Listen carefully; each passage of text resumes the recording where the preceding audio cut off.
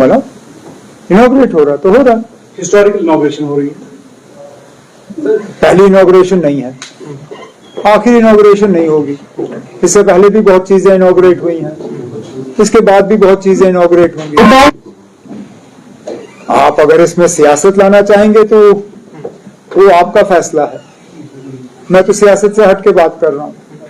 ठीक है ना, मंदिर बना, मंदिर की इनॉग्रेशन हो रही है, मामला खत्म। पॉलिटिसाइज कौन कर रहे हैं? आप कर रहे हैं ना, मुझसे सवाल करके आप पॉलिटिक्स कर रहे हैं। आप पॉलिटिकल जवाब चाहते हैं मुझसे, मैं आपको पॉलिटिकल जवाब दूंगा नहीं। इनॉग्रेशन है, खत्म। सर, आपने जाने से पहले आपने एक ट्वीट किया था, उसमें मैंने बहुत ट्वीट किए, उसमें आपने बताया था कि वहां से आने के बाद थोड़ा सा मुझे एनर्जेटिक होने दीजिए। वो क्या था? थोड़ा सा कुछ नहीं ना, क्या था, 40-45 दिन लगातार हम भागते रहे, दिन में एक एक दो दो प्रोग्राम, हर असेंबली कॉन्स्टिट्यूएंसी में वर्करों के साथ मुलाकात। साल का एंड था, छुट्टी मनाने निकला, मनाई छुट्टी, वापस आ गया, अब आपसे मुलाकात कर रहा हूं, और क्या था। तो पॉलिटिकल जो सिनेरियो थोड़ा सा चेंज हुआ है यहाँ पर। क्या चेंज हुआ? पुराने लीडर्स थे वो फिर से ज्वाइन कर रहे हैं, तो उसके हवाले से क्या बताएंगे आप? जिस लीडर के हवाले से आप बात कर रहे हैं, पहले तो उन्होंने खुद कहा कि मैं कहीं गया नहीं था, और जिस पार्टी को छोड़ने की बात की जा रही थी उस पार्टी ने भी कहा कि इन्होंने कभी हमें ज्वाइन नहीं किया। तो अगर उन्होंने किसी पार्टी को छोड़ा नहीं था और किसी पार्टी को ज्वाइन नहीं किया था तो फिर ये घर वापसी थी ही नहीं। अगर इसके अलावा कोई है जो ज्वाइन कर रहा है या ज्वाइन करने पे सोच रहा है तो मुझे बताइए, तो फिर हम उस पर भी तबसरा कर सकते हैं। लेकिन फिलहाल आप एक लीडर की बात कर रहे हैं, उन्होंने खुद कहा कि मैं कभी गया नहीं था, तो अगर वो कभी गए नहीं तो फिर ज्वाइनिंग तो हुई नहीं ना। पॉलिटिकल पंडित्स ये मानते हैं कि यहाँ पर मदीना जाना नॉन मुस्लिम और मीरवाइज का दिल्ली पहुंचना और यहाँ से ये डेवलपमेंट होना, इसको जोड़ते हैं आपस में। जो पॉलिटिक्स यहाँ पर की जा रही है, पॉलिटिक्स से वो चेंज होता जा रहा है, तो उस पर क्या कहेंगे सर? जहां तक नॉन मुस्लिम्स का मदीना जाने का सवाल है, ये आप मेहरबानी करके सऊदी अरेबिया के जो वहां हुक्मरान हैं, ये आप उनसे करिए। मस्जिद की देखभाल, फैसला ये कि कौन वहां जा सकता है कौन नहीं जा सकता है, वो आप और मैं यहाँ कश्मीर में बैठ के नहीं करते, वो तो रियाद में फैसला होता है। तो अगर इसको लेके कोई सवाल है तो बेहतर ये होगा कि रियाद में जो हुक्मरान बैठे हैं ये सवाल उनसे किया जाए। जहां तक यहाँ के मतलब पॉलिटिकल सिनारियो की आप बात कर रहे हैं, मेरे यहाँ से जाने के बाद और वापस आने में मुझे तो कोई खास बदलाव नजर नहीं आया है। जो एक्टिविटीज इससे पहले थी वो आज भी चल रही हैं, जो इससे पहले लीडर थे वो आज भी हैं, और जो इससे पहले बातें हो रही थी वो आज भी हो रही हैं। लोग बिजली को लेके परेशान हैं, लोग पानी को लेके परेशान हैं, लोग राशन को लेके परेशान हैं। मौसम ऐसा रहा है कि अब बीमारियां फैल रही हैं, लोग उसको देख के परेशान हैं। ये मेरे जाने से पहले भी हालात थे, आज भी हैं। सर, कोई अवामी नुमाइंदा नहीं है, न म्युनिसिपैलिटी, डीडीसी या असेंबली। इलेक्शन के बारे में क्या कहना है? ये हमारी बहुत बड़ी बदकिस्मती है। कहने के लिए तो हम दुनिया को कहते हैं कि India is the mother of democracy, लेकिन पता नहीं क्यों हम अपने हाथों से ही अपनी माँ की कत्ल जो है जम्मू कश्मीर में करना पसंद करते हैं। अगर मदर ऑफ डेमोक्रेसी है तो यहाँ क्यों नहीं? मैंने उस वक्त भी ये बार बार अपनी तकरीरों में कहा कि अगर अर्बन लोकल बॉडीज के लिए डिलिमिटेशन करने का सवाल था तो ये तो आप बहुत पहले कर सकते थे। डिलिमिटेशन का फैसला इलेक्टेड बॉडीज का खत्म होने के बाद क्यों लिया गया, इस पे कोई जवाब नहीं। आपकी पंचायतें खत्म हुई, आपको पहले ही से ही पता था कि पंचायतों का टर्म 5 साल का है, क्या 4.5 साल के बाद आप इलेक्शन का प्रोसेस शुरू नहीं कर सकते थे? अगर इसमें भी आपको नए सिरे से डिलिमिटेशन करने की जरूरत पड़ी तो 6 महीने पहले डिलिमिटेशन करते, एक एक करके। पहले तो आपने असेंबली खत्म किया, फिर आपने अर्बन लोकल बॉडीज खत्म किए, अब आपने पंचायतें खत्म की। या फिलहाल तो हमें लगता है कि पार्लियामेंट का इलेक्शन कराना इनका यहां इनकी मजबूरी है। और कितने अफसोस की बात कि असेंबली इलेक्शन पे भी सुप्रीम कोर्ट को हिदायत देनी पड़ी। मैं तो कहता हूं कि हमारे इलेक्शन कमीशन को शर्म के मारे अपने सिर जो है झुकाने चाहिए, उनको लोगों से माफी मांगनी चाहिए कि जो फैसला उनको खुद करना था वो फैसला अब सुप्रीम कोर्ट के जरिए किया जा रहा है। यहां इलेक्शन कराने का फैसला इलेक्शन कमीशन का है, जिसमें मदद मरकज की हुकूमत को करना है। लेकिन बदकिस्मती से दोनों ने हाथ अपने ऊपर किए और सुप्रीम कोर्ट को इसमें फिर आके इलेक्शन का अनाउंस करना पड़ा कि 31 सितंबर से पहले यहां असेंबली के इलेक्शन होने चाहिए। अब पार्लियामेंट की हम तैयारी कर रहे हैं, असेंबली का जब होगा तो उसकी भी हम तैयारी करेंगे। एक एक करके ना, मैं कहीं भाग नहीं रहा हूं। Sir, I have a question regarding parliamentary elections. Would you be contesting this time? National Conference has not yet sat down to finalize its candidates. I have not had the opportunity to discuss this or any other candidature with colleagues in the party. Once the process of discussing starts, then we'll see who are the best candidates that can be fielded from all the concerned constituencies. For me, first and foremost would be that Farooq Saab fights. We would not have a situation where both Farooq Saab and I would go to Parliament at the same time. Should a situation arise where Farooq Saab steps back from this forthcoming Parliament election, then we'll see what the party chooses to do. But it's not a conversation that we've had in the party yet. Seat sharing India Alliance Jammu and Kashmir. क्या मैं फिर से पूछिए ना? बाकी states में India alliance seat sharing कर दिया पार्लियामेंट के लिए, जम्मू कश्मीर में भी वो चल रहा है कुछ? अब फिलहाल तो कोई बात हुई नहीं है, बात होगी तो हम जरूर बात करेंगे।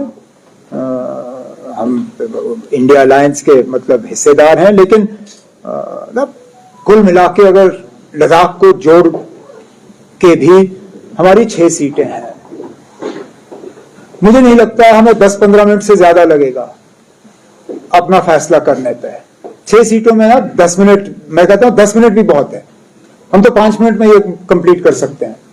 मैं तो चाहूंगा कि जहां से सीट मिलने की उम्मीद हम रख रहे हैं, यूपी, वेस्ट बंगाल, महाराष्ट्र, बिहार, पंजाब, दिल्ली, तमिलनाडु, केरला, यहां पे थोड़ा सा वो सीट शेयरिंग की जो हरकतें हैं उनमें तेजी लाएं। हमारी 6 सीटों पे जैसे मैंने आपसे कहा हमें 10 मिनट लगेंगे, हम तो वो कभी भी कर सकते हैं। उमर साहब, अगर आपको राम जन्मभूमि इन्विटेशन मिलेगी तो उमर साहब जाएंगे?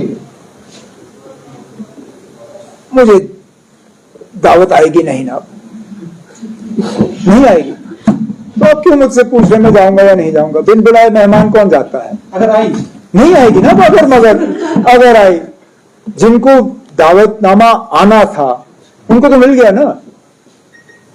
जो इंडस्ट्रियलिस्ट, क्रिकेटर, फिल्म स्टार्स, बाकी उनके नाम तो सबके सामने हैं। मेरा नाम कहीं है उस लिस्ट में? नहीं ना। ना इनका कोई इरादा है मुझे बुलाने का। जब इनका कोई इरादा नहीं है बुलाने का तो अगर मगर में हम क्यों पढ़े? जनवरी को जो कल्चरल प्रेजेंटेशन होती है, जो टेबलर होता है, उसमें कुछ स्टेट्स और यूनियन टेरिटरीज को इस साल नहीं रखा गया है, जो कल्चरल इवेंट वहां पे होता है। जैसे कि ये कोई नई बात नहीं है पंजाब और इसमें ये कोई नई बात नहीं है। हर रियासत और हर यूनियन टेरिटरी को हर साल नहीं दिया जाता मौका। इसमें मरकजी हुकूमत जो है वो चूज करती है किसको देना है और इसको नहीं देना है। अगर आपका सवाल ये है कि सिर्फ ऑपोजिशन स्टेट्स जो हैं उनको इससे बाहर रखा गया तो मैं कहूंगा कि ये बदकिस्मती है। ये 26 जनवरी जो है ये बीजेपी का प्रोग्राम नहीं है। ये मरकजी हुकूमत का प्रोग्राम नहीं है, ये पूरे मुल्क का है। हाँ बेशक आप हर रियासत को हर साल मौका नहीं दे सकते हो, लेकिन सिर्फ ऑपोजिशन पार्टीज की हुकूमतों जो हैं उनको यहां से बाहर रखना, इस पे दोबारा सोचने की जरूरत है। राजस्थान को 40 साल के लिए एग्रीमेंट किया गया, सर उसके हवाले से थोड़ी सी जाने। ये सीधा सीधा हमारे साथ लूट है, और क्या कहूँ। प्रोजेक्ट हमारा, पानी हमारा, बिजली हमारी। अगर यहां पे हम लोगों को 24 घंटे बिजली हफ्ते के 7 दिन फराहम कर रहे होते तो मुझे कोई एतराज नहीं होता। राजस्थान क्या, आप तमिलनाडु और मालदीव्स तक ये बिजली पहुंचाओ, मुझे फर्क नहीं पड़ता। लेकिन हमारे लोग आज बिजली के लिए तरस रहे हैं। सख्ती में आप कोई हमारे साथ मतलब कोई रहम नहीं करते हो।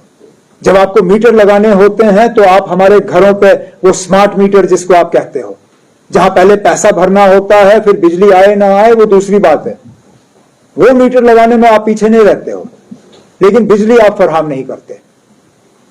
करिए, कोई बात नहीं, असेंबली इलेक्शन हो जाए, मैं देखता हूं आप किस तरह हम इसको आगे चलाएंगे। सुप्रीम कोर्ट तक क्यों ना हमें जाना पड़े, ये बिजली राजस्थान नहीं पहुंचेगी। उमर साहब, अगर बिजली की बात करें, जैसे डाउनटाउन है, बाकी जगह है, हर महीने 150-150 रुपया चढ़ाया जाता है, उसके बारे में क्या? वही तो मैं कह रहा हूं ना, सख्ती में उन्होंने कोई कसर बाकी रखी?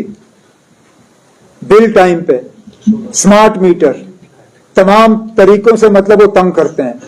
लेकिन जब हम अपने पावर हाउस की बिजली हासिल करने की उम्मीद रखते हैं तो हमें पता चलता है कि वो भी 40 साल। ये मैं पहली बार सुन रहा हूं कि 40 साल, अभी तक तो 15-20 साल का होता था। ये 40 साल कहां से?